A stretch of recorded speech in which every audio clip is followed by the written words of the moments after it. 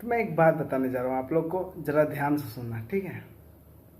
मैं ये बताना चाह रहा हूँ, जो हम कहते हैं ना कि पैसे वाला भी दुखी है, अब जिसके पास पैसा नहीं वो भी दुखी है, मतलब कि अमीर भी दुखी है, गरीब भी दुखी है। एकदम सत्य बात हम कहते हैं।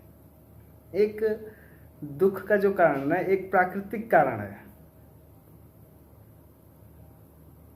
दुख हमारे जन्म के साथ जन्म लेता है, नहीं तो हम रोते हुए नहीं हंसते हुए पैदा होते हैं।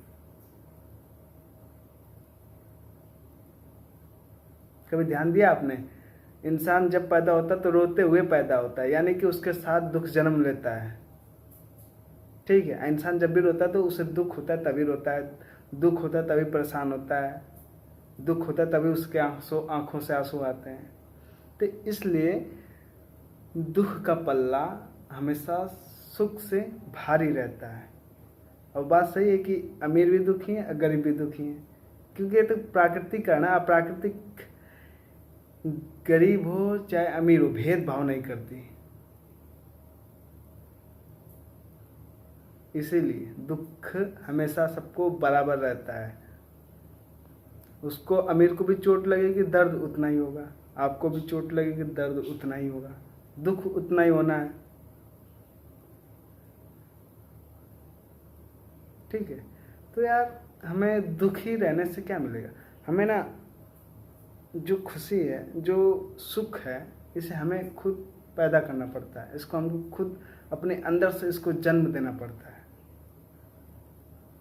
ठीक है। तो हमेशा खुश रहो।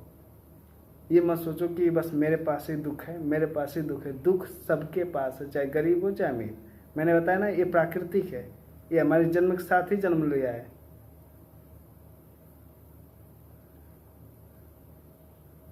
तो इससे कोई घबराने वाली बात नहीं है कि हमारे पास ही दुख है। सिर्फ दुख सबके पास है। तो हमें खुश रहने का कारण हम खुद ही हैं और कोई नहीं है। तो मैं आप लोगों से यही कहूँगा, हमेशा ज़िंदगी में मस्त रहिए, खुश रहिए। ये मत सोचिए कि दुख सिर्फ मेरे को ही है, दुख सबको है, क्योंकि ये प्राकृतिक है।